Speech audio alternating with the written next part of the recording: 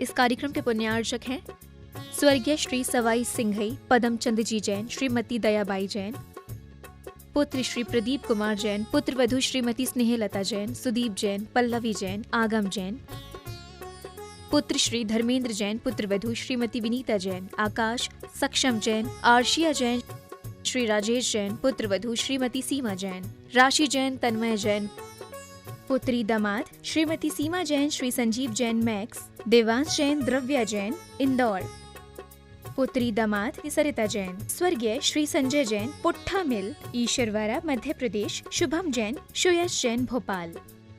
Firm Messrs Padamchand Shikharchand Jain, Begumganj, सागर, मध्य प्रदेश। श्री सुधा सागर pulses, Begumganj, सागर, Madhya Pradesh. Shri Guruji traders, Begumganj, सागर, Madhya Pradesh. PS परिवार, बेगमगंज, सागर, मध्य प्रदेश।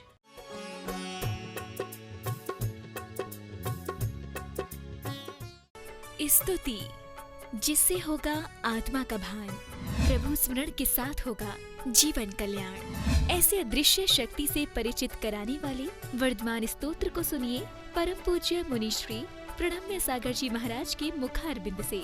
विशेष कार्यक्रम वर्तमान शासन नायक श्री वर्धमान भगवान की स्तुति मुनिश्री प्रणम्य सागर जी द्वारा रचित वर्धमान स्तोत्र में 9 मई से रात्रि 8:40 पर। इस कार्यक्रम के पुण्यार्चक हैं श्री कंवर लाल जी, महावीर प्रसाद जी पाटनी, RK ग्रुप, मदनगंज, किशनगढ़, राजस्थान। घर घर सप्लाई कर रहा था, तो उसके साथ उसको कोरोना हो गया, 600 लोग चपेट में आ गए। अभी मैं कोई भी चीज़ की रिस्क नहीं दूंगा, अभी मैं बांटने की नहीं, क्योंकि बांटने वाला व्यक्ति बाहर से ला रहा है, उस पानी में, उस गंदोदक में, उस बर्तन में, उस चम्मच में, कैसे भी कुछ नहीं। सब लोग थोड़ी हिम्मत रखो, बहुत अच्छा बढ़िया अपना कुछ आया जाता है। अपना अनुशासन, अपनी भक्ति कुछ ना कुछ प्रभाव दिखाएगी। मुझे विश्वास है कि अपनी भक्ति और श्रद्धा, जो अपना त्याग, ये बहुत बड़ी त्याग है, ये बहुत बड़ा तपस्या है, बहुत बड़ा कोई जन्म जन्म के पाप का प्रायश्चित है। ये 3 चीज़ें मानो मेरे प्यारे भक्तों, एक तो अपनी एक बहुत बड़ी ये साधना है, बहुत बड़ी साधना तपस्या है। दूसरा, अपने जन्म जन्म के किसी पाप का ये प्रायश्चित है, और प्रायश्चित भी तप में आता है। इस प्रायश्चित को निकल जाने दो, अपन कोई रिस्क ना उठाएं, क्योंकि जो घटनाएं घट रही हैं सुन के दंग रह गए। घर घर सब्जी दे रहा था वो, उससे कोरोना फैल गया। घर घर दूध दे रहा था वो, उससे फैल गया। तो अभी ऐसी गलती नहीं करें, नहीं तो गंदोदक और बदनाम हो जाए। भीलवाड़ा से वसंती साहा, इनकी जिज्ञासा है गुरुदेव के चरणों में त्रिवार नमोस्तु। महाराज श्री, कहा जाता है कि विदेह क्षेत्र मिथ्या दर्शन के साथ ही जाते हैं। कहा जाता है कि विदेह क्षेत्र मिथ्या दर्शन के साथ ही जाते हैं, सम्यक दृष्टि विदेह क्षेत्र नहीं जाते। महाराज जी, मेरी जिज्ञासा है कि बच्चे यहाँ सवाल करते हैं कि फिर तो विदेह क्षेत्र जाना ज़्यादा अच्छा होगा, वहाँ पर साक्षात भगवान के दर्शन तो होंगे, क्योंकि देव बनने से विदेह क्षेत्र का मनुष्य बनना ज़्यादा अच्छा होता है, होगा? कृपया समझ। ज़्यादातर लोग मनुष्य बन के वहाँ मिथ्यात्व में रच जाते हैं। ऐसा कुल मिल गया कि जहाँ जिनेन्द्र देव के पास भी कोई जाने की स्थिति नहीं बनेगी। नहीं, थोड़ा लेट पहुँचेंगे। सम्यक दृष्टि विदेह क्षेत्र नहीं जाता, सो बात नहीं है। यहाँ से बाया स्वर्ग से जाएगा, यहाँ वह जीव मरकर स्वर्ग जाएगा, स्वर्ग से विदेह में जा सकता है, लेकिन डायरेक्ट जाने में बहुत खतरा है। मिथ्यात्व में जाने के बाद पता नहीं वो उससे निकल पाया या नहीं निकल पाया। मिथ्यात्व एक ऐसा दलदल है जिसमें जाने के बाद निकलने की गुंजाइशें बहुत कम होती हैं, इसलिए ऐसी रिस्क उठाने की सलाह मैं नहीं दूंगा। सागर से इंजीनियर प्रियंका जैन, इनकी जिज्ञासा है महाराज श्री के चरणों में त्रिवार नमोस्तु। महाराज श्री, सुमधुर संगीत व मधुर आवाज़ जीवों को जहाँ उन्हें नीरस जीवन से उबारती है, वहीं जब ऐसा संगीत व मधुर आवाज़ महान जीवात्माओं का बखान करते हैं, तो लोगों की आत्माएं उतने समय के लिए आनंदोत्सव के में डूब जाती हैं और अपने सारे दुखों को भूल जाती हैं। ऐसी स्वर लहरियों में शब्द गौण हो जाते हैं। महाराज श्री, ऐसी मधुर लहरियों में बगैर सोचे विचारे आनंदित होना क्या ठीक है? ऐसी मधुर आवाज़ प्राप्त करने वालों ने क्या पुण्य किया होगा? कृपया समाधान करें। कर्णेंद्रिय का विषय है। जो कर्णेंद्रिय के वशीभूत होते हैं वे शब्द और अर्थ को महत्व नहीं देते हैं, संगीत को महत्व देते हैं। और संगीत भी एक कला है, सबको आनंद नहीं आता, कुछ लोगों को ही आनंद आता है। यदि अपना अभिप्राय अच्छा है तो कोई महान दोष भी नहीं है, और अभिप्राय खोटा है तो फिर उचित नहीं है। देवास से प्रीति जैन इनकी जिज्ञासा है, महाराज श्री के चरणों में त्रिवार नमोस्तु। गुरुवार वर्तमान में पारस चैनल पर मैना सुंदरी नाटक दिखाया जा रहा है। इसमें मैना सुंदरी का कुष्टी श्रीपाल से विवाह रुकवाने के लिए भगवान शिव की प्रतिमा के आगे प्रार्थना करती है। तो क्या राजा पूपाल जैन धर्मी नहीं थे? यदि थे तो क्या आज की पीढ़ी में मिथ्या? अब ये कैसे चल रहा है, कहाँ से चल रहा है, मेरी जानकारी में नहीं है। हो सकता है संभवतः श्वेतांबर लोगों ने इस काव्य को तैयार किया हो, दिगंबरों ने किया, मुझे इसकी पूरी जानकारी नहीं है। यदि ऐसा है तो जो श्रीपाल तो शुद्ध दिगंबर जैन थे, मैना सुंदरी भी दिगंबर जैन थी। अब ये भूल उनसे कहाँ क्यों कैसे लिए हो रही है, ये आप जो उनके निर्माता हैं उनको आप जरूर सूचना दीजिए, पूछिए उनसे और प्रमाण मांगिए कि आपको प्रमाण कहाँ से मिला। जस्सू जी का खेड़ा चामलेश्वर जी से प्रवीण चंद जैन इनकी जिज्ञासा है, गुरुदेव के चरणों में त्रिकाल नमोस्तु। महाराज श्री, पहले लोग पॉजिटिव के पास ज़्यादा जाते थे और आज का विज्ञान व इस कोरोना महामारी में लोग कहते हैं कि पॉजिटिव से दूर रहो व नेगेटिव के समीप रहो। महाराज श्री, एक कैसा समय का फेर है, कृपया समाधान। पहले लोग पॉजिटिव के पास जाते थे और नेगेटिव से दूर रह जाते थे, लेकिन वर्तमान में इस महामारी के कारण से व्यक्ति पॉजिटिव से दूर होकर और नेगेटिव की तरफ जा रहा है। तो ये कैसा समय कैसे जा रहा है, मुझे प्रश्न ही समझ में नहीं आया। कोरोना जो है ना बीमारी, पॉजिटिव कोई नहीं चाहता ना, पॉजिटिव कोरोना रहता है ना, नेगेटिव रहता है। अच्छा, वो वैज्ञानिक शब्द है। अच्छा, रिपोर्ट में नेगेटिव आई, रिपोर्ट नेगेटिव आई, रिपोर्ट पॉजिटिव आई, तो अब ये तो एक शब्द है आप लोगों ने जिस पर लग दिया, तो अब शब्दों का चयन हो गया, ऐसे कोई विशेष वो नहीं है। तो इंग्लिश वालों ने कर दिया, नील आगे नीचे नेगेटिव हो गया, और पॉजिटिव यानी उसमें पाया गया, उसका नाम अब आपने रख दिया, ऐसा रख दिया। बोलते ना महाराज जी कि व्यक्ति को पॉजिटिविटी रखना चाहिए, पॉजिटिव रहना चाहिए, नेगेटिव थॉट्स नहीं रखना चाहिए। पॉजिटिव के सोच भी बदलना पड़ेगा। पॉजिटिव तो ये कि डाकू के पॉजिटिव हों कि नेगेटिव हों, पॉपी के पॉजिटिव हों कि नेगेटिव हों, शराब के किस पॉजिटिव हों कि नेगेटिव रहें। अब डाकू है कोई, तो डाकू के पॉजिटिव रहें कि नेगेटिव रहें। डाकू के यदि हम पॉजिटिव हो जाएंगे, वो जो कह रहा है उसी के संबंध में सोचो, तो सारे स्थान पे जैन दर्शन के अंदर अस्थि और नास्ति दो हैं। अकेले कभी प्रसंग में नास्ति ही हो अस्थि हो ऐसे नहीं, नेगेटिव और पॉजिटिव दोनों पर विचार करना पड़ेगा। नेगेटिव भी कई बार बहुत अच्छा है।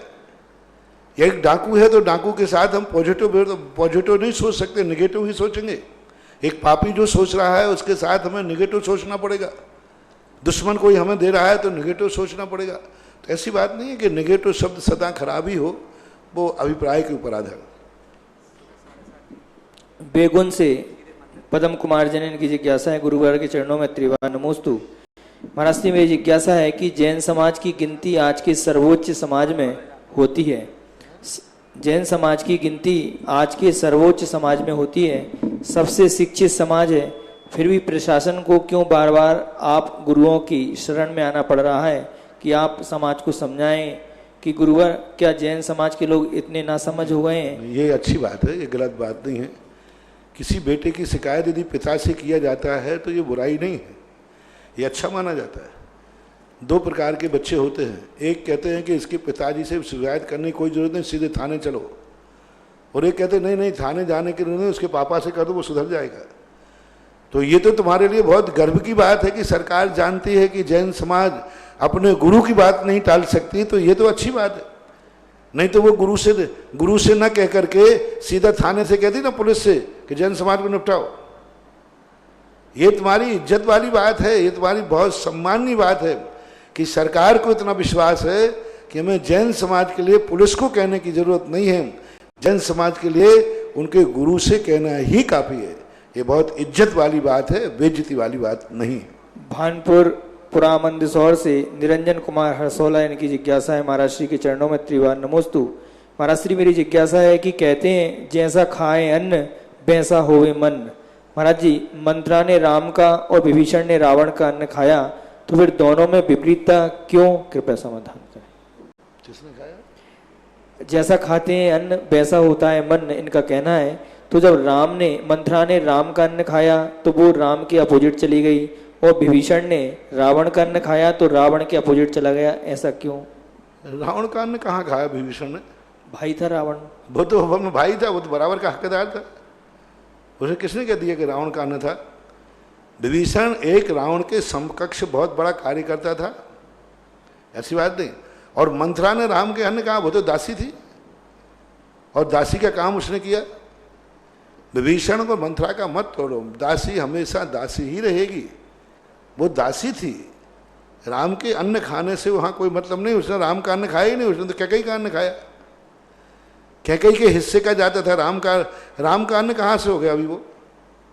अभी तो राम तो राजा ही नहीं बने थे, वो तो कैकेयी थी, कैकेयी का अन्न खाया, वो तो कैकेयी की दासी थी, कैकेयी के लिए आप कह सकते हो। और विभीषण ने भाई का अन्न कहाँ खाया? वो भी अपने आप में राज्य में था, अधिकारी था, ऐसी बातें। ये प्रश्न कोई आपके सामंजस्यपूर्ण प्रश्न नहीं है। कहीं का ऊंट कहीं का रोड़ा, मानवती ने कुनवा जोड़ा। महाराज श्री, इनका शायद सोचना ऐसा होगा कि जो मंत्रा ने कैकेयी का खाया अन्न, तो उसके कारण से उसने इतना गलत प्रचार किया कि राम को वनवास होना पड़े। नहीं, कैकेयी का अन्न खाया, कैकेयी के पक्ष में बोला, कहाँ गलत बोला? कैकेयी का अन्न खाया तो वो कैकेयी के पक्ष में बोली। कैकेयी के लिए उसने अपने राज्य दिलाने की बात सोची। और विभीषण ने रावण का अन्न नहीं खाया, उसकी व्यवस्था अलग थी, उसका रसोई अलग थी, उसका भोजन अलग था। बचपन में भले खाया हो, उसका राजमहल अलग था, उसका मंत्रिमंडल अलग था। विभीषण का एक मंत्रिमंडल था, विभीषण का भी एक सलाहकार था, विभीषण की भी एक अलग से, उसको भी अलग से गांव दिए गए थे कि ये गांव विभीषण संभालेगा। पहले जो होता था बंटवारे होते थे, ये गांव विभीषण संभालेंगे, ये गांव रावण में। जैसे आपके अभी राज्य में होता ना, इतने डिपार्टमेंट मुख्यमंत्री के पास रहेंगे, ये डिपार्टमेंट इनके पास, ये डिपार्टमेंट, मुख्यमंत्री कुछ अपने पास डिपार्टमेंट रख लेता है, तो वो तो उनकी स्वयं की कमाई होती है। ऐसा अम्बा मोरना से राकेश जैन भंडारी, इनकी जिज्ञासा है, गुरुदेव के चरणों में त्रिवार नमोस्तु। महाराज श्री, मेरी जिज्ञासा है कि सत्य और विश्वास में क्या अंतर है? यह एक दूसरे के पूरक हैं और जीवन में इनका क्या महत्व है? कृपया मार्गदर्शन। नहीं, दोनों में बहुत अंतर है। सत्य एक वो प्रक्रिया है जो अनेक रूप लेके आता है, विश्वास एक अलग चीज होती है। एक डाकू भी डाकू के ऊपर विश्वास करता है, पशु पक्षी भी एक दूसरे के ऊपर विश्वास करते हैं। तो विश्वास एक अपने अंदर की एक श्रद्धा, विश्वास का संबंध आचरण से है, सत्य का संबंध ज्ञान से है। सत्य का संबंध ज्ञान मुख्यता को लेकर चलता है, और विश्वास ज्ञान से संबंध नहीं रखता, आचरण से संबंध रखता है। बंडा सागर से ऋषभ सिंह, इनकी जिज्ञासा है, गुरुवर के चरणों में नमोस्तु। महाराज श्री, धर्मायतन या सामाजिक संस्थाओं जिनमें रखाव के अलावा शेष दान से प्राप्त राशि बैंक में फिक्स्ड डिपॉजिट कर दी जाती है, दान के भाव भी आते हैं, क्या ऐसी संस्थाओं में दान परिग्रह की अनुमोदन है? क्या फिक्स्ड डिपॉजिट के बाद भी संस्था द्वारा अभाव बताकर दान एकत्र करना कितना उचित है? कृपया समाधान। अब ये सब चीज़ें तात्कालिक है, इसको सामान्य नियम नहीं बनाया जा सकता। मंदिर में एफडी की ज़रूरत होती है, एफडी पूरे मंदिरों में खाली हो जाए तो भी ठीक नहीं, क्षेत्रों में चाहिए, कब कैसी आवश्यकता पड़ जाती है। तो अब इसको हम कोई मार्शल लॉ लागू नहीं कर सकते। यदि बदनीयत से एफडी बनाकर चंदा इकट्ठा किया जा रहा है तो गलत है, और अच्छी नीयत से एफडी बनाने के बाद एफडी को सुरक्षित करके तात्कालिक चंदा किया जाता है तो वो बात अलग है। तो वहाँ व्यवस्थाएं देखी जाती हैं कि अभिप्राय क्या है। यदि अच्छे काम के लिए है तो एफडी बनाने की जरूरत नहीं, एफडी रखने की जरूरत क्या है। लेकिन यदि पैसा बच रहा है और अच्छे के लिए भविष्य का उज्ज्वलता है तो एफडी बनाना चाहिए। कई लोग, कई कमेटियाँ होती हैं, एफडी बनाने में 1 रुपया खर्च नहीं करेंगे। मंदिरों में भी बड़े कंजूस होते हैं, मंदिरों के खर्च नहीं करेंगे, एफडी बनाओ, एफडी बनाओ, एफडी खर्च मत करो। खर्च से बहुत बचते हैं। मंदिर में यदि दीवार में चूना लगा है तो लगा रहना, तो एफडी बनाओ, पैसा आकर एफडी बनाओ। तो कई ऐसे कमेटी वाले होते हैं जिनको एफडी दिखती है, बस उनको पता नहीं क्या होता है, मर के गणेता सांप बनेंगे क्या बनेंगे। हाँ, और कई लोगों को ऐसा होता है कि नहीं है तो उड़ाओ खाओ, तो ये दोनों गलत है। यदि जरूरत है तो एफडी की जरूरत नहीं है, उसको खर्च करो, और खर्च नहीं हो रहा है तो खर्च मत करो, एफडी बनाओ, पता नहीं किस काम में कब आ जाए। ऐसा ललितपुर से कुशल चंद जैन एडवोकेट, इनकी जिज्ञासा है मुनि श्री के चरणों में परिवार सहित त्रिवार नमोस्तु।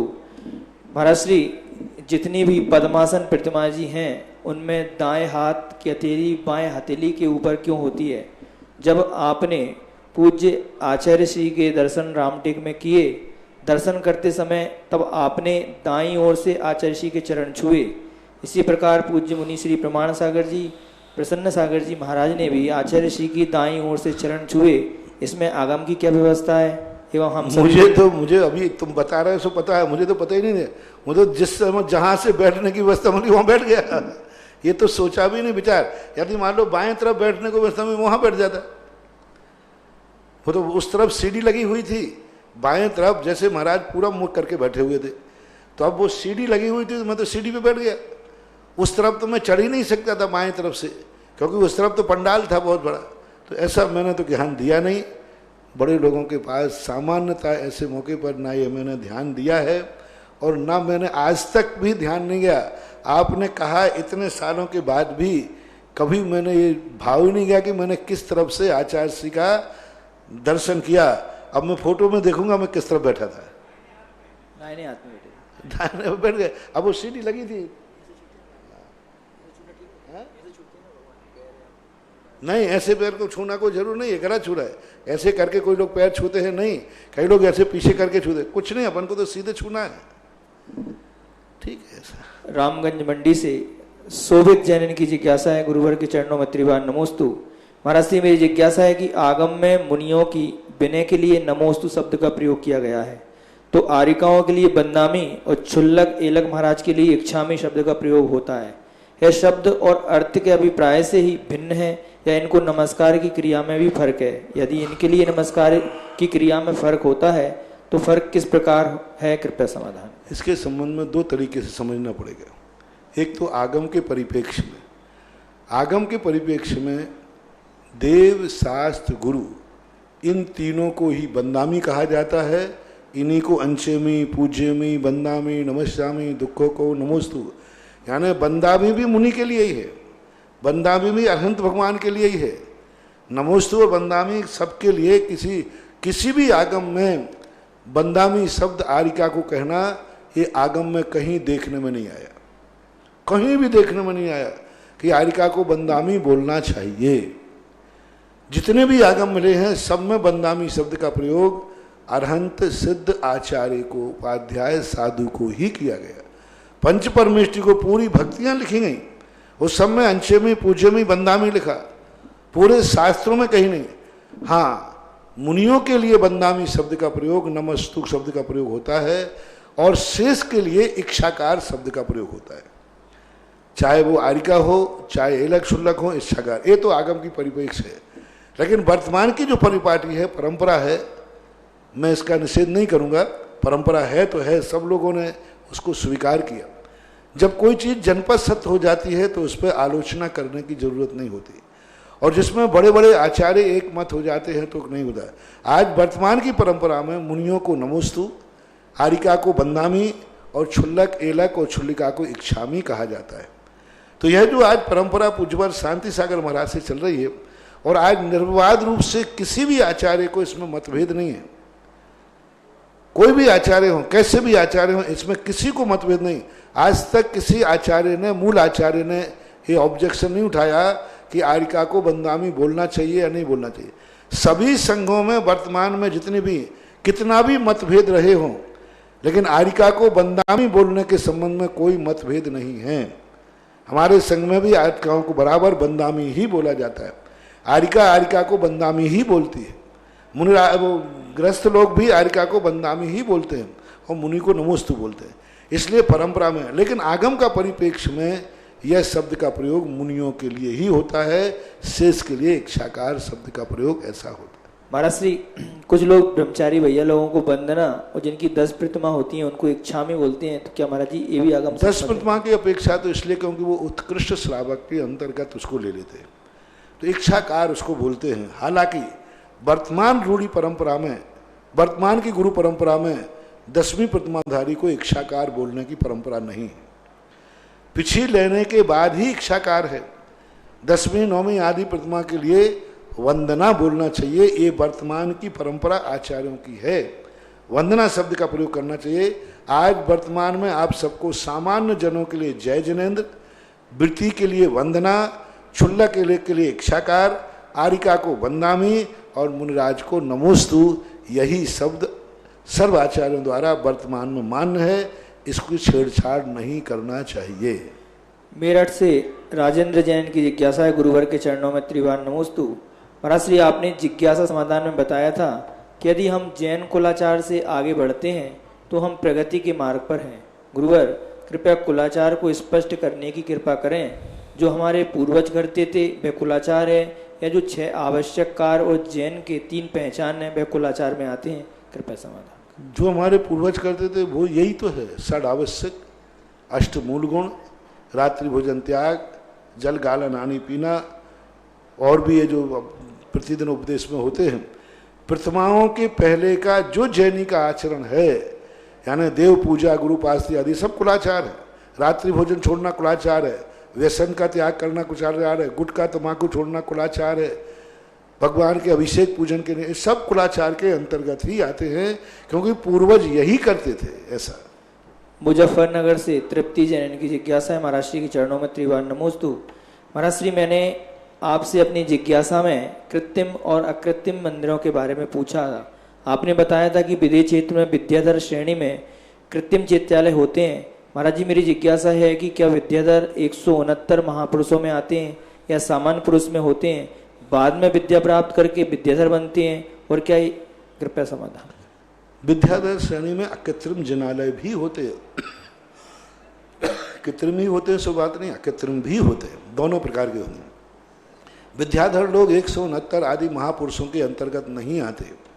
विद्याधर एक सामान्य एक जाति है जो एक नागरिक के रूप में आते हैं, क्योंकि विद्याधर लोग नरक भी जाते हैं। रावण नरक गया, विद्याधर था। मोक्ष भी जाते हैं, और वहाँ अच्छे बुरे कर्म भी होते हैं। वहाँ नीच लोग भी कर्म होते हैं, बुरे कर्म भी करने वाले, अच्छे कर्म भी करने वाले हैं। वहाँ पर सारे होते हैं। वर्ण व्यवस्था वहाँ भी होती है, और शूद्र आदि वहाँ भी होते हैं। तो इस प्रकार की ये व्यवस्थाएं वहाँ हैं। एक जाति मान लेना चाहिए, बाकी कोई महानता की अपेक्षा से विद्याधर को बस इतना ही है, उनके पास परंपरा से, कुल परंपरा से विद्याएं मिलती हैं बसियत में, और मोक्ष का दरवाजा खुला है इस अपेक्षा से, बाकी सामान्य है। सागर से अदिति जैन की जिज्ञासा है, गुरुवर के चरणों में नमोस्तु। महाराज श्री कहा जाता है कि काला रंग अशुभ होता है, तो महाराज श्री भगवान जी की प्रतिमा काली क्यों बनाई जाती है? कृपया समझाइए। काला रंग किसी प्रसंग में ही अशुभ है। काला रंग भगवान का नेचुरल कलर है। नेचुरल कलर कभी अशुभ नहीं होता, और मूर्ति भगवान के कलर वैसा ही है, वो पत्थर का कलर है। काला कलर हर स्थान पर अशुभ नहीं है।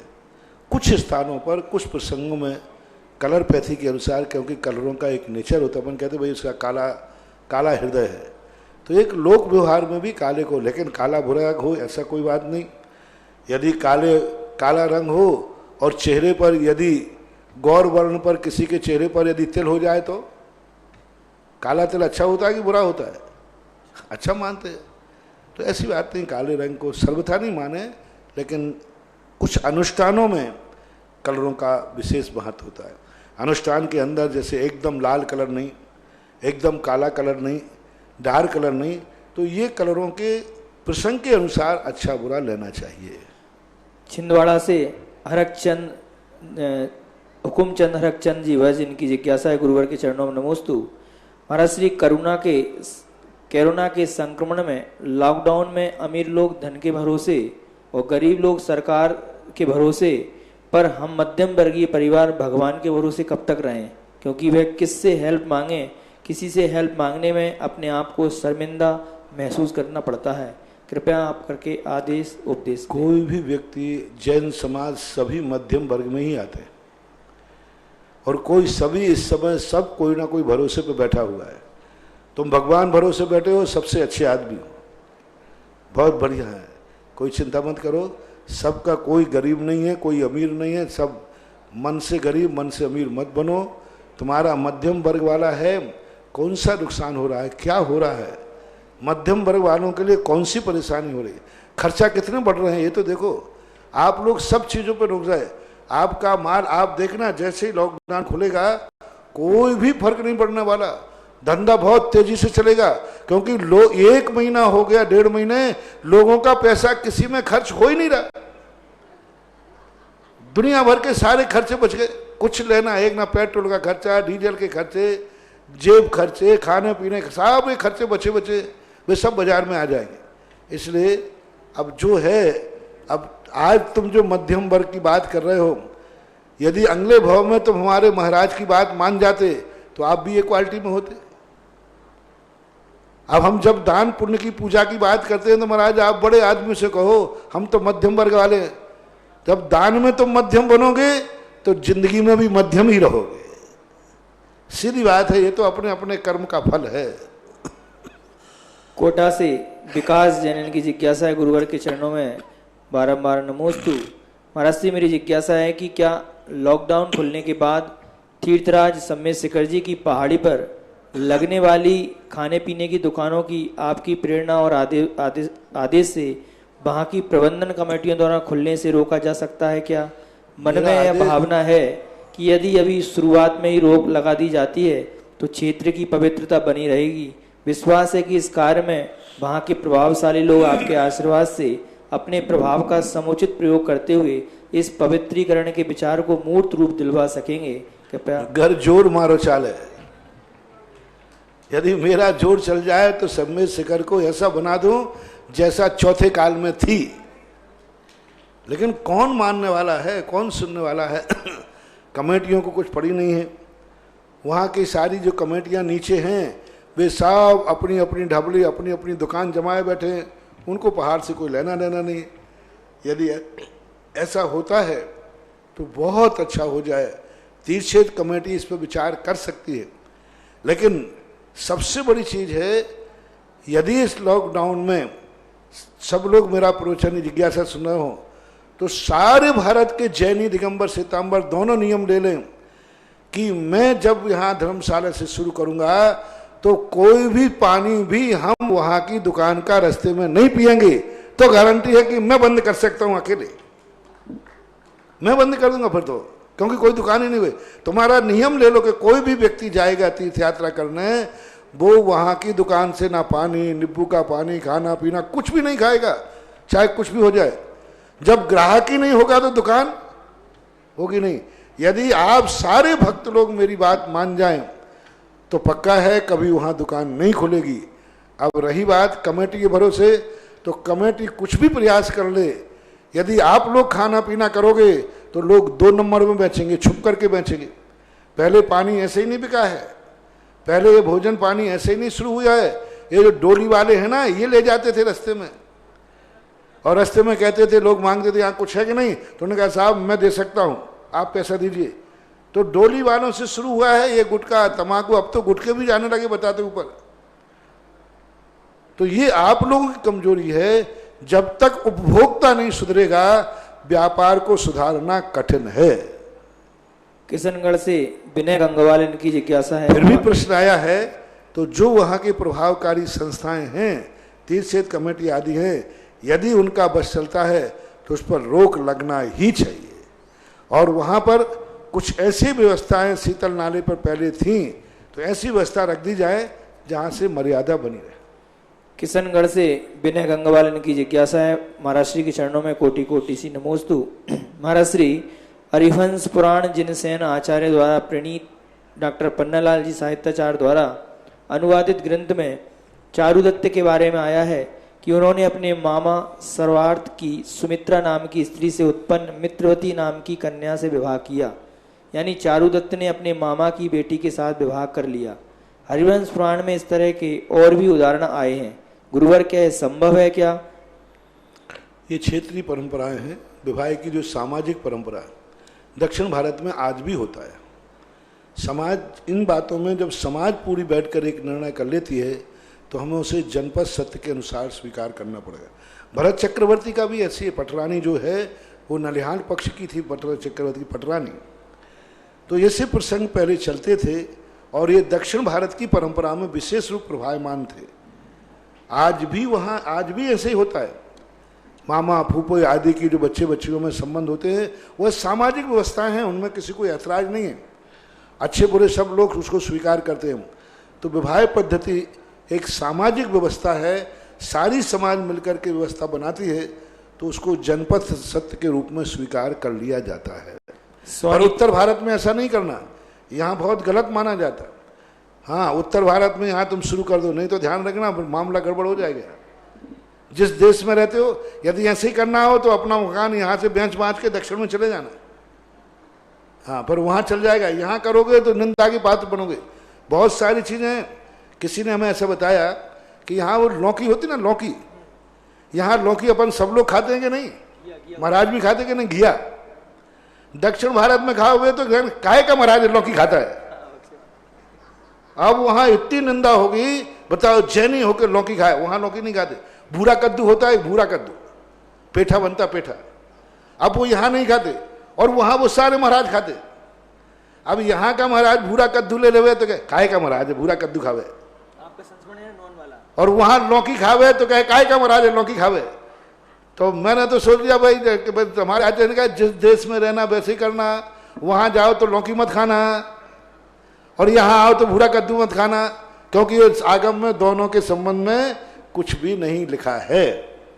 तो ये जनपद सत्य। आपका एक संस्मरण है महाराज जी क्षुल्लक अवस्था का, नॉन वाला, नमक वाला। हाँ, नमक में यहाँ अपने नमक को बोलते हैं नमक, और महाराष्ट्र जाओ तो मीट। मैं पहली बार गया सन 1980 में, तो छिंदवाड़ा के आगे एक चौके में पड़ गया, तो अब थाली दिखावे महाराज ये मीट है, मेरी हवा खिसकी कि मैं कहाँ फंस गया यहाँ करके मीट। अब मैं अंजलि नहीं खोले, अब मैं फोटो देखूं तो कुछ बार शांति सागर की फोटो लगी, वो प्रतिमाधारी महाराज, मैंने शांति सागर महाराज से प्रतिमा ली है, शूद्र का जन्म मेरा त्याग है। मैंने कहा भला आदमी सब त्याग है लेकिन मीट तो रखें।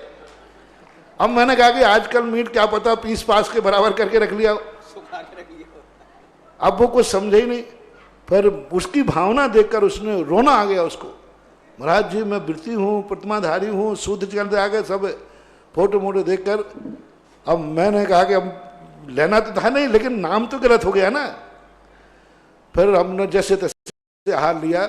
आहार लेने के बाद आचार्य से मैंने कहा आचार्य जी यहाँ के लोगों ने मीट दिखाया तो क्या हुआ, मीट आने नमक होता है, नमक।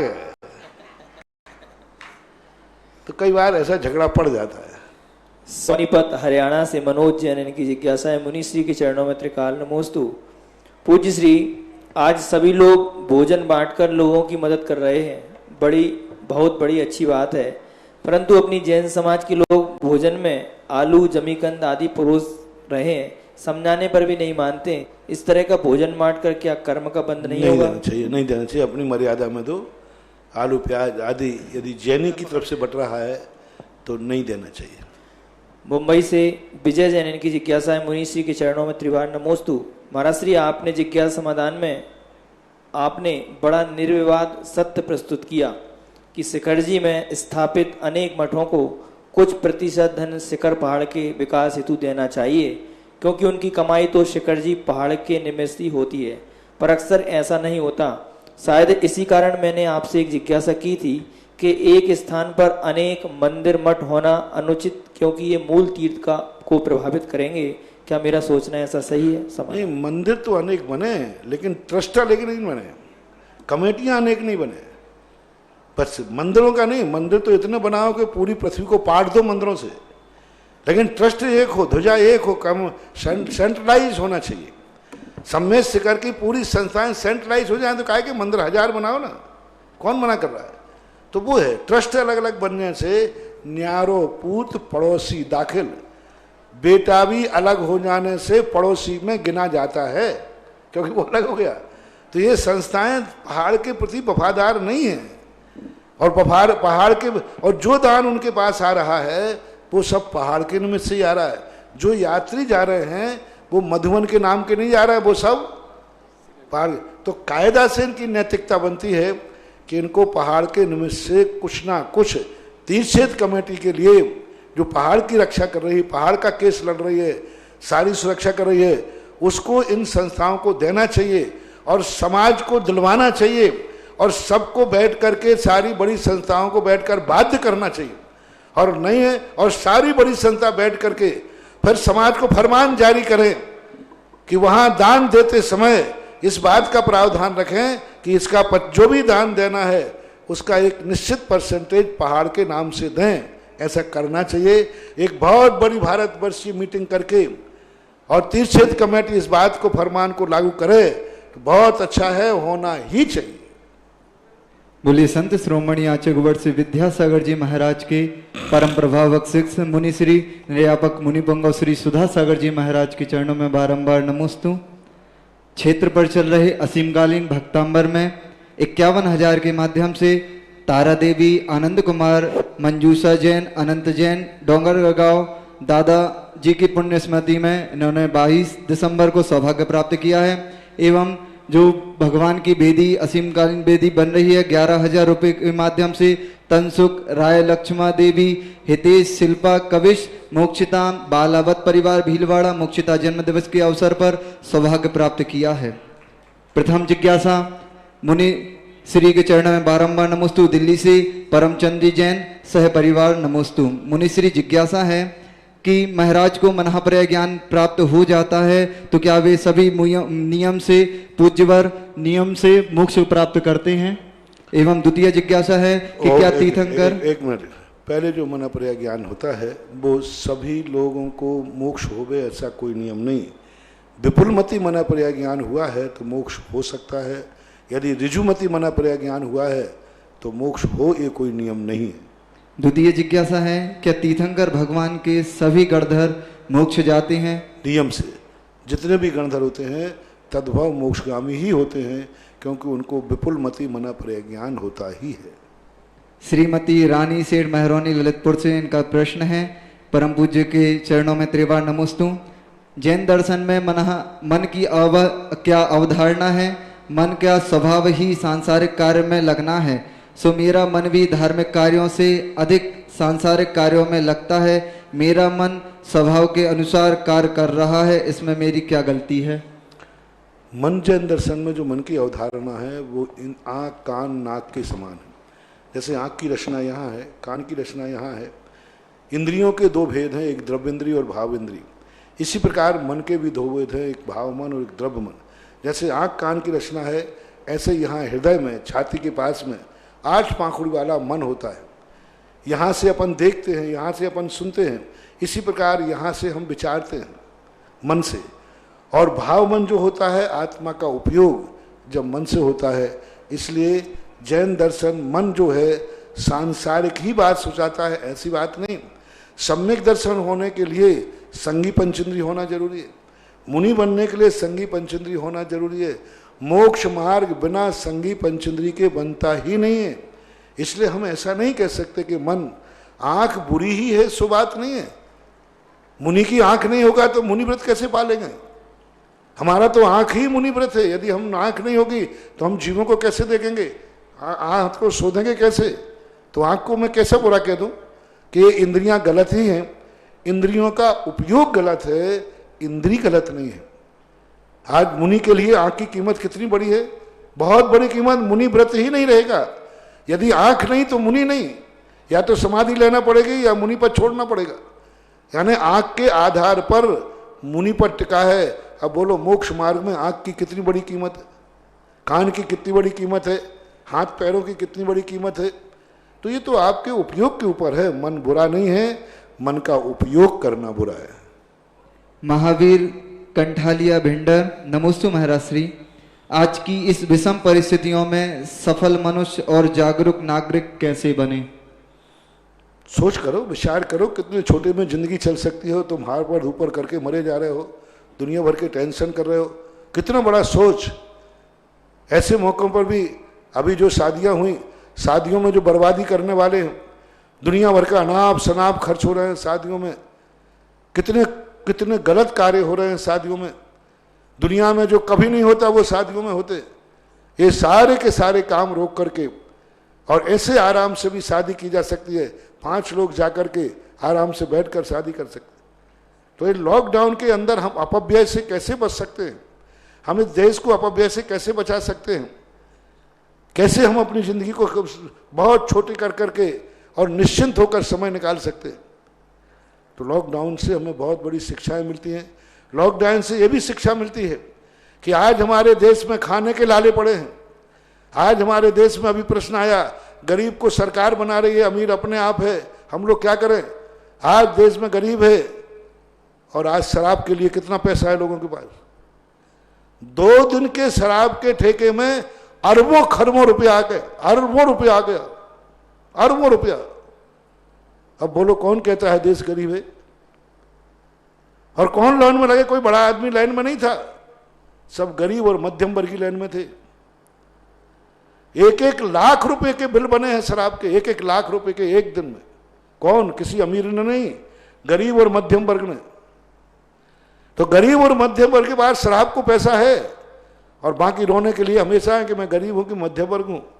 तो ये सब सोचने का मौका, हर चीज की हर ठोकर से हमें कुछ सीखना चाहिए। फेल होने का अर्थ यह नहीं है कि हम हताश हो जाएं, फेल होने का अर्थ है कि अगली साल के लिए हम जागरूक हो जाएं। ऐसा शिविरार्थी सुधीर जैन बरेला। नमोस्तु महाराज श्री। महाराज श्री, जिज्ञासा है कि सिद्ध चक्र महामंडल विधान या पंच कल्याण के कलश घर पर कब तक और कैसे रखने चाहिए, बाद में इसका क्या करना चाहिए? समाधान। कोई भी मंगल कलश है घर में प्रवेश करने के पहले 24 घंटे, कम से कम अधिकतम 6 महीने बाद में, उसके बाद उसको आपको 100 के रूप में, एक स्मृति के रूप में जिंदगी भर रखो तो कोई आपत्ति नहीं है। लेकिन उसके अंदर की रखी हुई सामग्री जो खराब होने वाली है उसको निकाल करके बदल देना चाहिए। नमोस्तु महाराज श्री। नरेंद्र जी बिजौलिया, महामंत्री तबोदती क्षेत्र। महाराज श्री, जिज्ञासा है कि आज गांव आज भी सुरक्षित हैं। पूरे भारतवर्ष में 90% से अधिक गांवों में आज भी कोई पॉजिटिव कोरोना का केस नहीं है, जबकि शहरों में रोजाना इनकी संख्या बढ़ रही है। इसका क्या कारण माने? गुरुवर, प्रकृति से प्रेम, सादा जीवन, धार्मिक संस्कार, लॉकडाउन भी पूर्णतः पालन भी इसका एक कारण, और आप जैसे महासंतों का आशीर्वाद भी इसमें कोई कार्यकारी है। कृपया समाधान करें। जितना बड़ा डाकू होगा वो उतना ही बड़े है कि हाँ डाका डालेगा। छोटे मोटे डाकू बर्तन बर्तन उठा के ले जाते हैं। कोरोना एक ऐसा बड़ा डाकू है जो बड़े बड़े आदमियों को पकड़ रहा है, बड़े बड़े शहरों को पकड़ रहा है। गरीबों को जो धूप में है, झोपड़ियों में है, उनके लिए कोई कुछ फर्क नहीं पड़ रहा है। अब जिनके पास लॉक ही नहीं वो डाउन क्या करेंगे?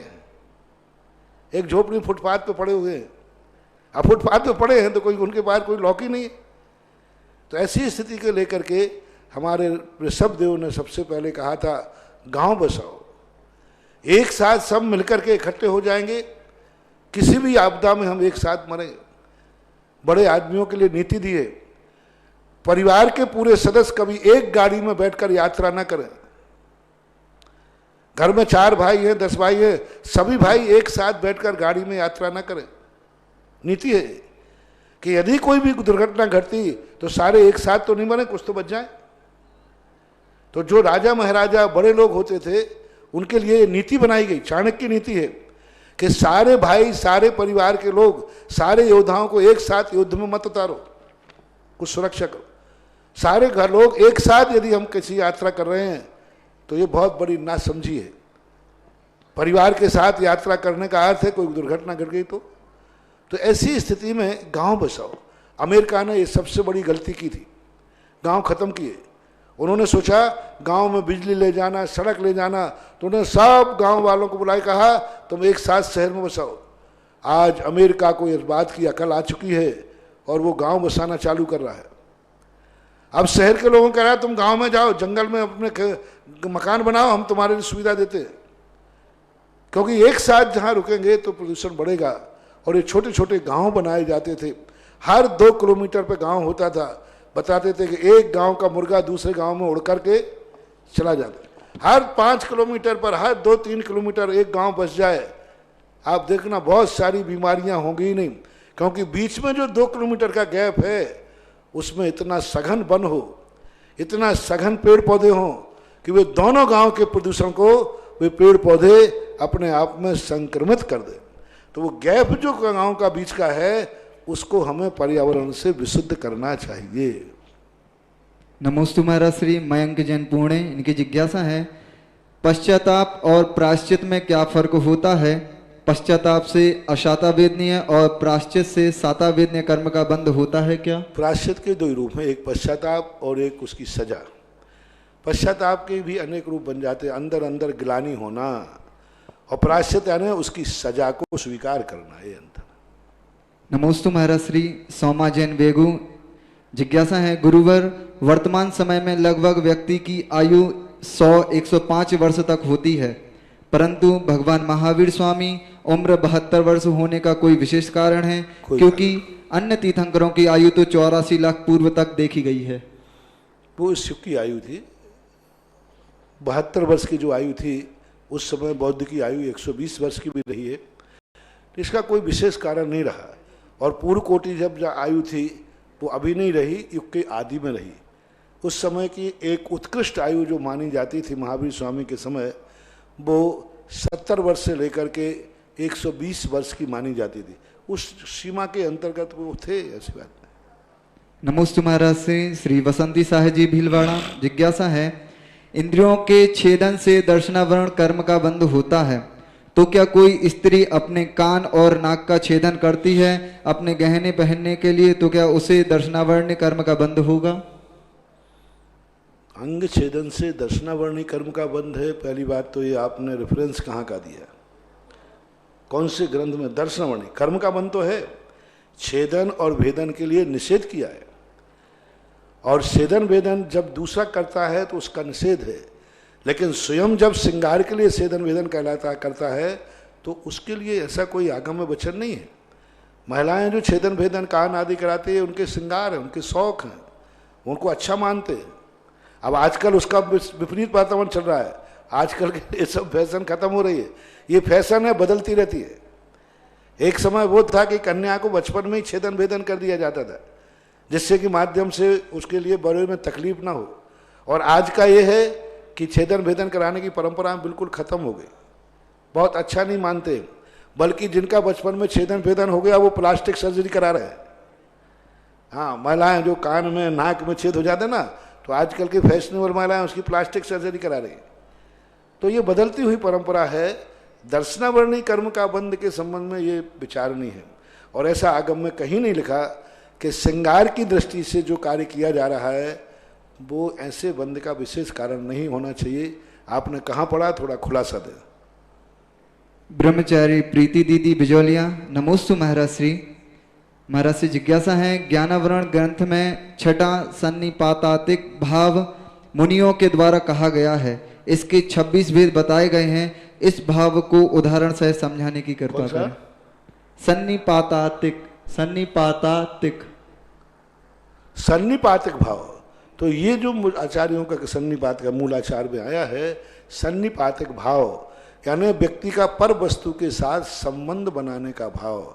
आंख से संबंध बनाना, कान से संबंध बनाना, मुख से बनाना, पर पदार्थों के साथ अपना अधिक से अधिक संबंध जोड़ना निंदा के रूप में आया है, अच्छे के रूप में नहीं आया।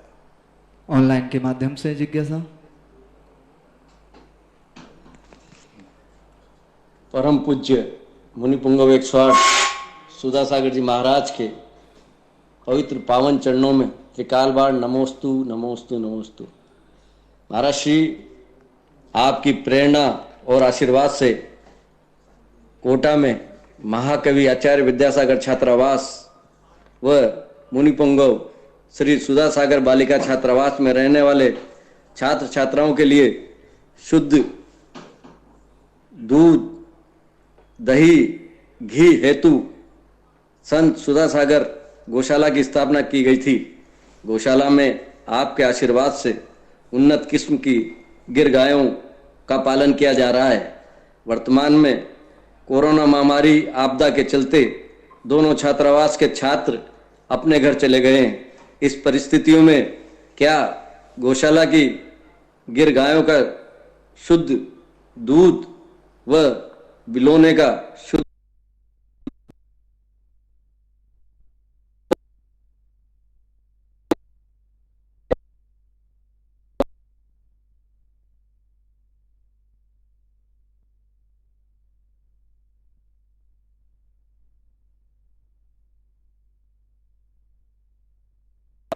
कि आजकल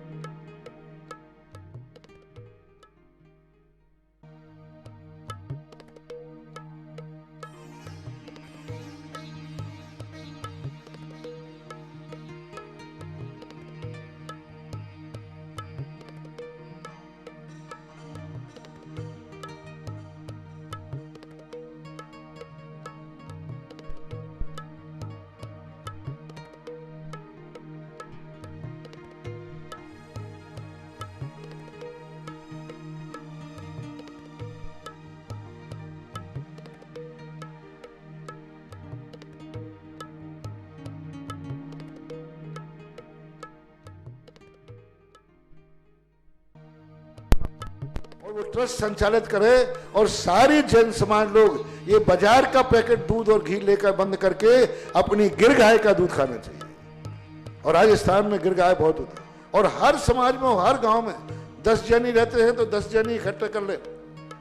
बड़े बड़े शहरों में बिजोलिया है तो बिजोलिया क्षेत्र में गौशाला बनाए और सारे जैनी का दूध यहीं से जाए, घी दही सब जाना चाहिए। इतनी बीमारियों से आप बच जाओगे। ये नकली दूध जो है, नकली घी, नकली दही आ रहा पूरा। जितना तुम बारातों में जाकर के नई दही खाते हो, 99% बारात में दूध भी नकली है, दही भी नकली है और घी भी नकली है। इतना दूध दही तुम्हें कहां से दे देंगे? वो दे ही नहीं सकते, नकली बनाकर दे देते और पकड़े भी जाते। तो आज जैन समाज को इस प्रश्न के माध्यम से, सारे भारत की जैन समाज से मेरा कहना है, आज बाजार के दूध दही पर विश्वास मत करो। आपके घर में गाय को रखने की जगह नहीं है, आप सामूहिक गौशाला खोलिए। पूज्य आचार्य महाराज का यह बहुत पहले संदेश हो चुका था और उन्होंने क्या, और अभी तो बच्चे लोग खा रहे थे। तुम्हारे भाग्य से, अरे कोटा वालों चेतो, बच्चे लोग नहीं है तो गिर गाय का दूध दही तुम एक एक बूंद करके तुम लोग ले जाओ। बाजार से जो घी दूध आ रहा है ये नकली है, इसमें किसी प्रकार का कोरोना का वायरस आ सकता है।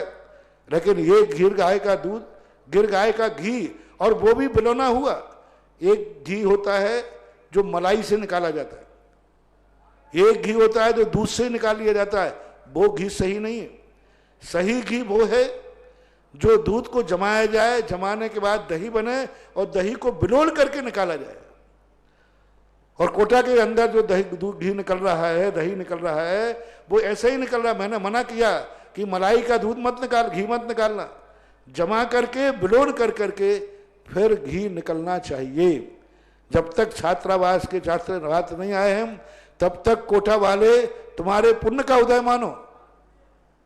और बाहर वालों से भी मेरा कहना है कि जब तक छात्रावास के छात्र नहीं है, आप लोग ऐसे घी दूध दही को, दूध दही तो बाहर नहीं जा सकता लेकिन घी जा सकता है।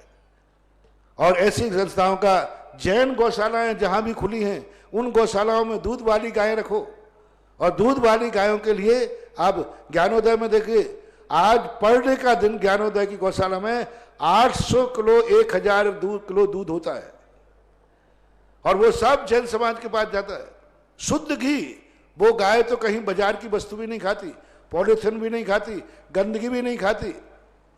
ये गायें तो बिल्कुल शुद्ध भोजन करती हैं, रचका गाधा आदि एक भी थैली बाजार की नहीं खाती, गंदगी मैला आदि नहीं खाती। तो ये गौशालाओं की जो गायों का दूध घी है, ये जैन समाज विशेष चेते भली महंगा पड़े, भली थोड़ा महंगा पड़े, लेकिन महंगा खाओ लेकिन शुद्ध खाओ। सस्ता खाओगे तो महान महान बीमारियां होंगी।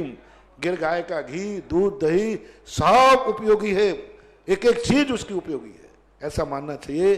गौरस है। ऑनलाइन दूसरी जिज्ञासा। ललितपुर से मेरे गुरुवर को श्रीचंद अनोरा वालों का त्रिवार नमोस्तु नमोस्तु नमोस्तु। पश्चिम से सूरज उगे, दिन में हो जाए रात, लेकिन टलती नहीं मेरे गुरुवर सुधा सागर की मुख से निकली बात।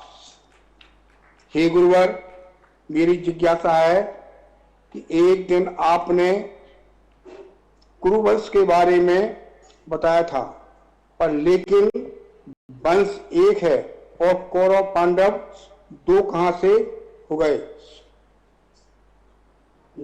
जब दुर्योधन बात करता है तो छल कपट और अनीति की बात करता है, जब धर्मराज दुष्ट बात करते हैं तो नीति न्याय के साथ करते हैं। क्या इनका पूर्व भाव का कोई बैर था? भीष्म पितामह, द्रोणाचार्य, कृपाचार्य यह बात तो नीति की करते हैं, लेकिन साथ दुर्योधन का देते हैं अनीति के साथ। कृपया समाधान करें। पूर्व कर्म के संबंध में इनका क्या बैर रहा है, इस संबंध में आगम में कहीं उल्लेख नहीं मिला, लेकिन वर्तमान का जरूर उल्लेख है। संस्कारों की कमी है। धृतराज ने हमेशा अपने बच्चों को संस्कार विपरीत दिए और उन संस्कारों तरफ ध्यान नहीं दिया। उधर पांडु और कुंती ने हमेशा संस्कार दिए। पूर्व जन्म के तो संस्कार हैं ही। धर्मराज आदि का पूर्व भाव उठा के देखो, उनके पूर्व भाव भी संस्कारमान थे, और दुर्योधन के पूर्व भाव में संस्कारों की कमी तो रही है, लेकिन सबसे ज्यादा तो वर्तमान की रही, संगति की रही। दुर्योधन बुरा नहीं था, शकुनी मामा बुरा था। यदि शकुनी मामा नहीं होता तो दुर्योधन इतना बुरा नहीं था। वो बुद्धिहीन था, मंद बुद्धि था, इसलिए वो इस प्रकार की बातों में आ गया। तो वहां पर अपन बीच में देखें कि इसको कर्म के ऊपर न थोप कर संगति पर थोपे। दुर्योधन की संगति शकुनी मामा जैसे निकृष्ट को मिली, और शकुनी मामा जो है एक कसाय प्रतिशोध की भावना भाता था, क्योंकि उसकी इच्छा के विरुद्ध उसकी बहन की शादी हुई। तो उसका बदला लेने के लिए उसने कुरुवंश को नाश करने की बात सोची, और पांडवों के साथ ऐसा कोई गंदा आदमी नहीं जुड़ पाया। तो यहाँ हमें ये शिक्षा लेना है, संगति से गुण आते हैं और संगति से गुण जाते हैं। एक वंश के होकर के भी दोनों की संगति भिन्न भिन्न थी। हमारे पूज्यवर अमृतचंद सूरी महाराज ने एक उदाहरण दिया समय सार की टीका में। एक माँ के दो तोते थे। एक तोता कसाई के यहाँ पड़ा, जहां हमेशा गंदा बोला जाता था। एक तोता एक अच्छे ब्राह्मण के यहाँ, अच्छे छत्री के यहाँ, अच्छे व्यक्ति के यहाँ पला। दोनों राज दरबार में पहुंचे तो एक ही माँ के दोनों थे। एक पहुंचते ही वो गंदा बोलने लगा, तो राजा ने कहा निकाल इसको बाहर, और जिसने इसको पाला है उसको जेल में डाल दो। दूसरा तोता पहुंचा तो जाकर सब कुछ राम राम बहुत अच्छी बातें करने लगा। बोले तोता होकर इतनी अच्छी बातें कर रहा है, किसने इसका पालन किया उसको बुलाया जाए और उसका सम्मान किया जाए।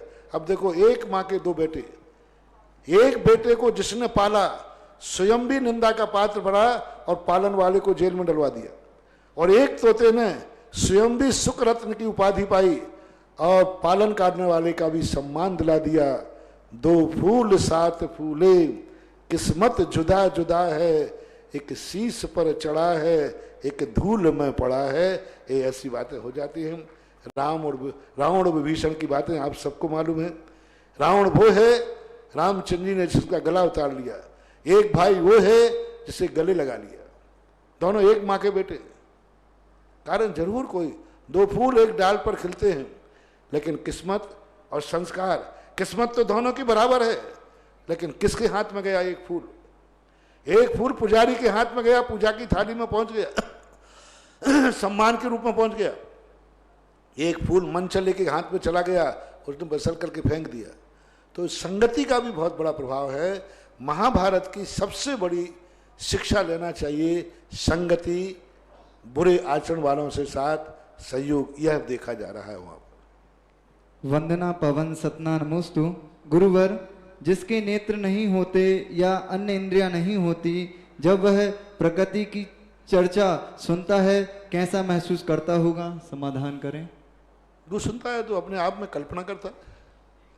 कल्पना तो वो कर सकता है, चक्षु इंद्री है तो वो चौर इंद्री, उसकी चक्षु इंद्री है। मात बाहर की पोज ही खराब हुआ, अंदर का पोज खराब नहीं हुआ। जैसे अपन बाहर देख रहे हैं और खिड़की को कोई बंद कर दे तो हमारी देखने की शक्ति थोड़ी खत्म हुई। वो भी कल्पना करता है, कोई ना कोई कल्पना करता होगा। हाँ, उसको कलरों का कल्पना नहीं आएगी, लेकिन कोई ना कोई उसको कल्पना में आएगा, वो कल्पना के रूप में मान लेता है कोई वस्तु ऐसी है।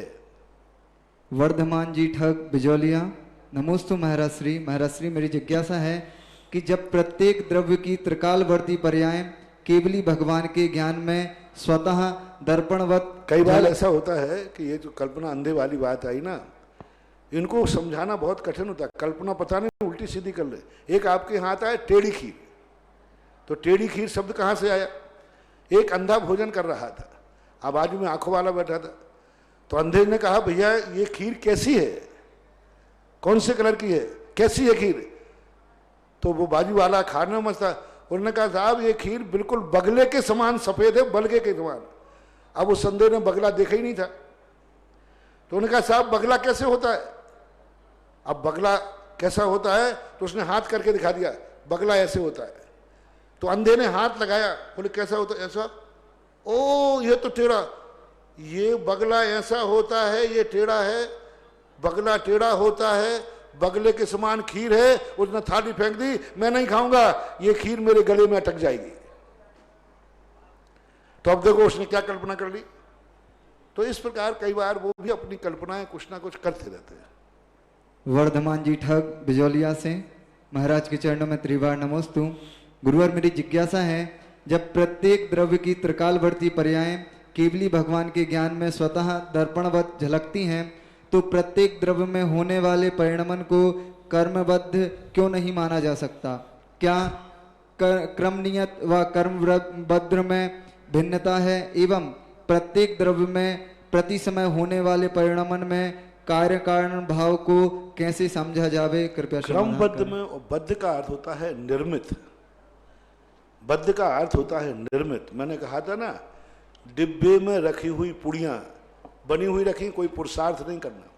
और क्रमबद्ध का अर्थ होता है गेहूं में से एक ही चीज बनेगी, पूड़ी बनेगी या रोटी बनेगी। केवली भगवान ने क्या देखा है वो हमारे ज्ञान का विषय नहीं है। केवली भगवान ने क्या कहा है वो हमारे ज्ञान का विषय है। केवली भगवान क्या जानते हैं हमने कुछ पता ही नहीं क्या जानते हैं वो, लेकिन केवली भगवान ने जो कहा है वो हमारे ज्ञान में है। केवली भगवान ने कहा तुम देख के चलो। अब केवली भगवान ने कहा कि देख के चलो, अब उन्होंने क्या देखा है, क्यों कहा देख के चलने को? अरे जीव मरना होगा तो मरेगा, नहीं मरना होगा तो मरेगा नहीं, पर उन्होंने हमें आदेश क्यों दिया कि देख के चलो? इसका अर्थ है कि भगवान हमारे लिए कुछ का संकेत दे रहे हैं। यदि एक चिड़िया के गले पे उंगली रखकर कोई कहे कि भगवान ये बताओ आपने दूसरे क्षण में चिड़िया को मरा देखा है कि जिंदा देखा है, तो भगवान कहेंगे ऊँटी सा दबा देगा तो मर जाएगी और नहीं दबाएगा तो उड़ जाएगी। भगवान ने कारण कार्य की विवक्षा बताई है, भगवान ने कोई नियत और क्रमबद्ध व्यवस्था नहीं बताई। भगवान ने कारण कार्य की, ये कारण मिलने पर ये कार्य निश्चित होगा। समंत्र भद्र महाराज ने, पूज्यवर ने नियत बात की बहुत अच्छी बता, अलंग शक्तिर भवितव्य तेयम हेतु द्वया विस्कृत कार्य लिंगा। अलंग शक्ति हेतु द्वया विस्कृत कार्य लिंगा, उनका भवितव्यता क्या है, नियतवाद क्या है, क्रमबद्धता क्या है, हेतु द्वया विस्कृत कार्य। दो हेतु जहां मिल जाएंगे वहां अलंग शक्ति वह कार्य होगा ही होगा। इसलिए ये जिनवाणी में क्रमबद्ध आदि नियतवाद आदि की ज़्यादा चर्चाएं नहीं है। पूरे शास्त्रों में पुरुषार्थ ही बताया, यानी भगवान ने पुरुषार्थ भी नियत किया है, अकेले मात्र क्रमबद्ध नहीं किया, पुरुषार्थ भी नियत किया है। सम्यक दर्शन ज्ञान चार से ही मोक्ष होगा, ये उन्होंने नियत किया है। ऐसे कारण कार्य की रक्षा मानना चाहिए। निश्चयन यत्नम, जो कार्य जिस कारण से होगा वह नियत है। आंख से ही देखा जाएगा ये नियत है, कान नहीं देखेगा, लेकिन क्या देखेगा ये अनियत है, ऐसा शास्त्रों का वर्णन है। इसके बाद ऑनलाइन के माध्यम से जिज्ञासा। जगत पूज्य निर्यापक श्रमण मुनिवर श्री 108 सुधा सागर जी महाराज श्री के चरणों में बारंबार नमोस्तु। महाराज श्री जबलपुर में एक साथ 8-9 जैन कोरोना से संक्रमित हो गए थे। तब बिजौलिया में आपके श्रीमुख से शांति धारा में उनके नामों का उच्चारण हुआ और आपकी शांति धारा और आपके आशीर्वाद की ऐसी महिमा है कि वो सारे के सारे जैन जो संक्रमित हुए थे बहुत जल्दी कोरोना पर विजय पाकर के आज अपने घरों को लौट आए। और आज जब वो अपने घर को लौटे तो पूरे मोहल्ले में ऐसा उत्साह था कि हर आदमी ने घर के बाहर आकर थाली बजा करके उनका अभिनंदन किया और हर व्यक्ति ने मुनि पुंगव श्री सुधा सागर जी महाराज श्री को नमन किया कि उनके आशीर्वाद से ही सारे जैन एकदम ठीक होकर के अपने घरों तक वापस आ गए हैं। नमोस्तु महाराज श्री। अमित पड़ियार की आवाज है अमित के। अमित बाबू अपने यहाँ देखो, जो कुछ भी शास्त्रों में लिखा है वो सत्य महावृत्तियों ने लिखा है। भक्तांबर भी उन्होंने लिखा है, शांति धारा भी उन्होंने लिखी। उन्होंने लिखा कि यदि तुम्हारा उपादान एकदम ही खोटा नहीं है, थोड़ा बहुत भी यदि उसमें थोड़ा बहुत भी चोक है, तो धर्म की जितनी ऋचाएँ हैं, धर्म के जितने मंत्र हैं, वो ऐसे मौके पे ही काम आते हैं। ऐसी बात नहीं है। और धर्म में आज भी ताकत है, आज भी अतिशय है। आज भारत वर्ष में कोरोना के मरीज कितने लिख रहे हों, लेकिन मृत्यु दर विश्व में सबसे कम मृत्यु दर भारत की है। हम तो ये तो बहुत सारे वार्षिक वाले निकाल रहे हैं कि इतने लोग कोरोना से ग्रसित, ये नहीं निकाल रहे कि ठीक कितने हो रहे हैं। मैंने अभी कल पूछा, बच्चे बैठे थे, मैंने कि भाई एक को कोरोना हो जाए तो उसकी उम्र कितनी मान लो, 15 दिन के अंदर वो निपट जाएगा या ठीक हो जाएगा?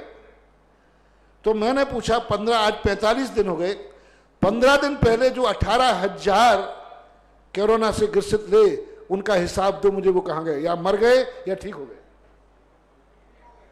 क्योंकि हमें बताया गया कि 15 दिन के अंदर निर्णय हो जाता है कि या तो वो ठीक हो जाएगा और या फिर ऊपर चला।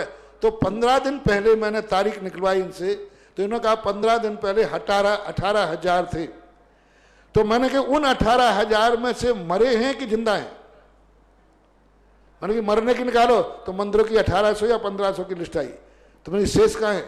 उनकी तो चर्चा ही नहीं कर रहे लोग कि 18,000 व्यक्ति 15 दिन पहले थे, उनमें से मात्र 1800 मरे हैं, शेष सारे के सारे ठीक होकर घर लौट के आए।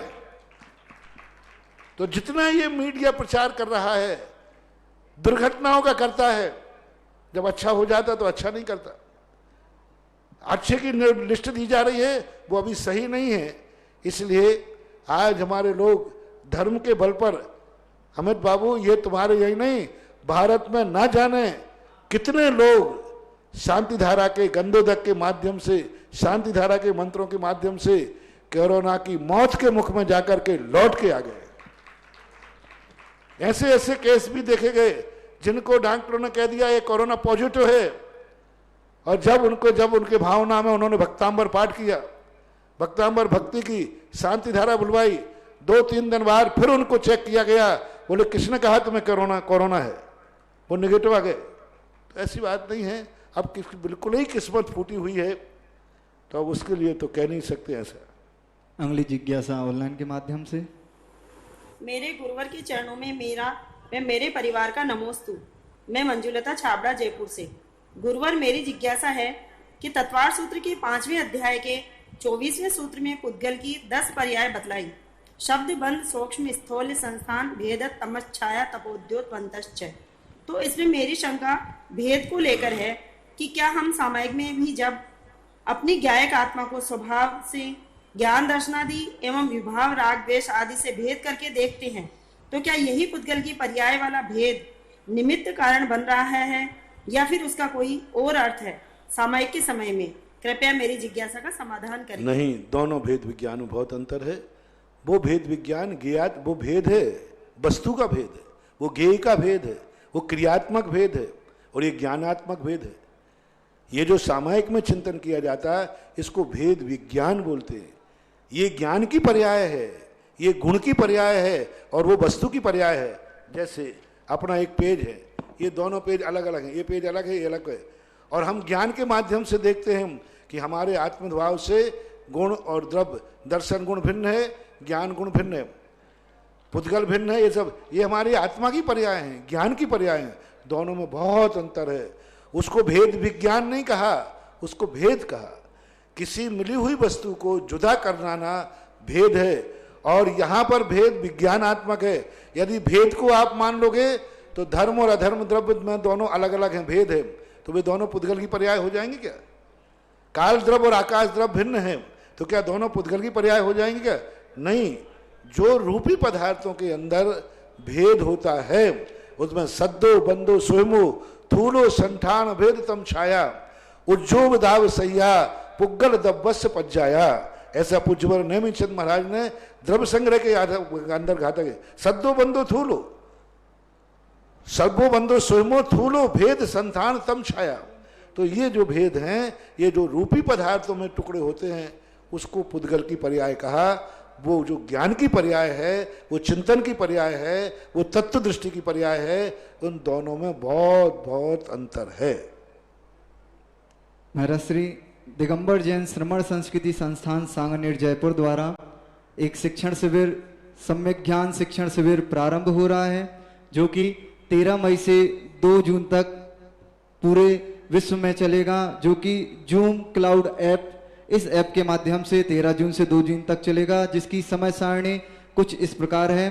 प्रातः 8 बजे से 8:45 तक कल्याण मंदिर स्तोत्र, जो कि प्राचार्य अरुण कुमार जी के द्वारा पढ़ाया जाएगा। प्रातः 9 बजे से 9:45 तक 6 डाला। एक मिनट, सभी लोग सावधानी से सुने, बहुत अच्छी बात।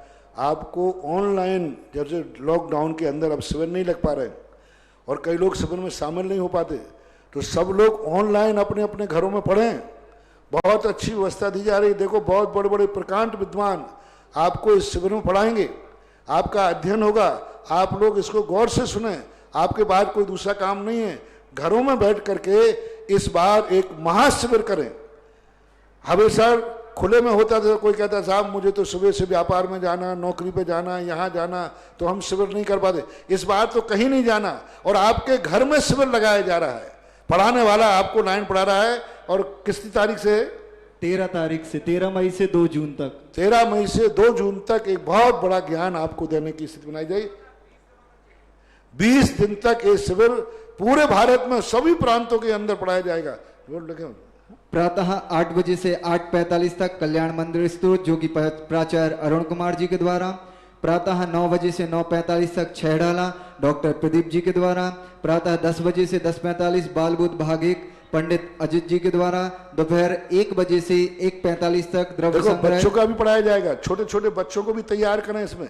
आपके घरों में बच्चे हैं, आज वो खेलने भी कहीं नहीं जा पा रहे हैं, तो आप बच्चों के लिए पढ़ाना के लिए करें कि आपको छोटे छोटे बच्चों को भी भाग पढ़ाएं। अपने कौन पढ़ाने वाला है? दोपहर 1 बजे से 1:45 द्रव्य संग्रह डॉक्टर शैलेश जी, और बालबुद्ध प्रातः 10 से 10:45 तक पंडित अजित जी के द्वारा। दोपहर 2 बजे से 2:45 तक तत्वार सूत्र 6वां अध्याय से 10वां अध्याय पंडित सौरभ जी। दोपहर 2 बजे से 3:45 तक तत्वार सूत्र का पहले से लेके 5वां अध्याय तक पंडित आलोक जी मोदी। दोपहर 4 बजे से 4:45 तक स्तोत्र संग्रह पंडित विकास जी ललितपुर। दोपहर 5 बजे से 5:45 तक रत्नकंडक श्रावकाचार्य जी पंडित आलोक जी बड़ा मलहरा। सायकालीन 6 बजे से 6:45 तक बालबुद्ध भाग 2 पंडित राहुल जी। सायकालीन 7 बजे से 7:45 तक सामायिक पाठ पंडित आशीष जी बंडा। और सायकालीन 8 बजे से 8:45 तक कर्णानुयोग दीपक भाग 1, जो कि पंडित रतनलाल जी बैनाडा जी के द्वारा। और सायकालीन 9 बजे से 9:45 तक इष्टोपदेश पंडित संजीव जी ललितपुर के द्वारा। एवं इस शिविर में महाराष्ट्र के प्रांतों के लिए मराठी भाषा में भी यह शिविर लगाया जा रहा है, जो कि प्रातः 8 बजे से 8:45 तक बालबुद्ध भाग 2 पंडित प्रतीक जी ये महाराष्ट्र वाले सुने, क्योंकि ये जो पढ़ाया जाएगा महाराष्ट्री भाषा में पढ़ाया जाएगा। ये मराठी भाषा में सभी के लिए पढ़ाया जाएगा।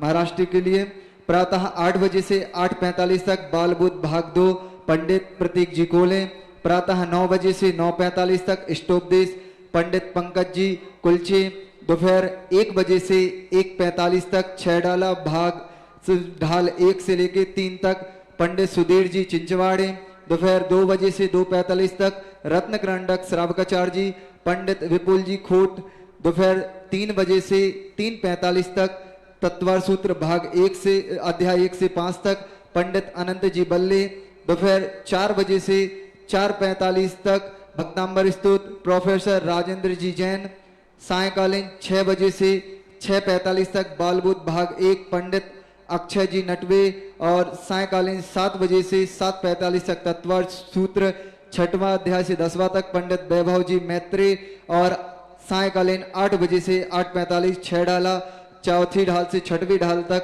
पंडित उदय जी पाटिल।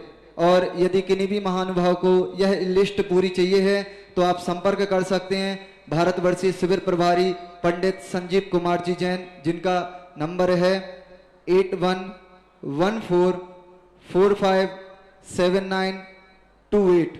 ध्यान से सुनिएगा, 8114457928।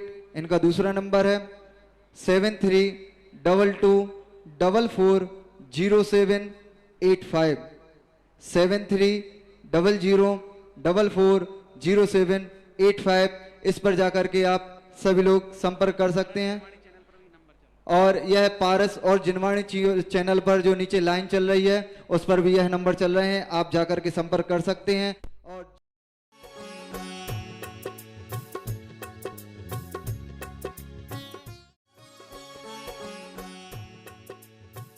इस कार्यक्रम के पुण्यार्चक थे स्वर्गीय श्री सवाई सिंघई पदम चंद जी जैन, श्रीमती दयाबाई जैन, पुत्र श्री प्रदीप कुमार जैन, पुत्र वधु श्रीमती स्नेहलता जैन, सुदीप जैन, पल्लवी जैन, आगम जैन, पुत्र श्री धर्मेंद्र जैन, पुत्र वधु श्रीमती विनीता जैन, आकाश सक्षम जैन, आर्शिया जैन, श्री राजेश जैन, पुत्र वधु श्रीमती सीमा जैन, राशि जैन, तन्मय जैन, पुत्री दामाद श्रीमती सीमा जैन, श्री संजीव जैन मैक्स, देवांश जैन, द्रव्या जैन, इंदौर, पुत्री दामाद सरिता जैन, स्वर्गीय श्री संजय जैन, पुट्ठा मिल, ईश्वरवाड़ा, मध्य प्रदेश, शुभम जैन, सुयश जैन, भोपाल।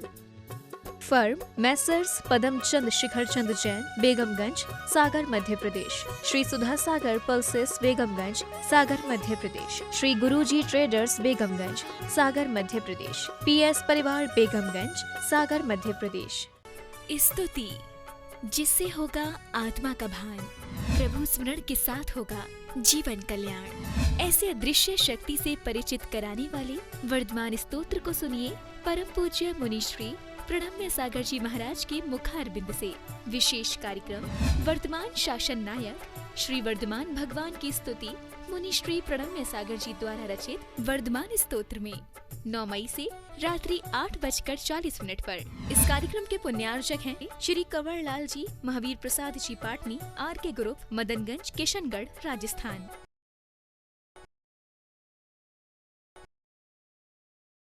पुलक हृदय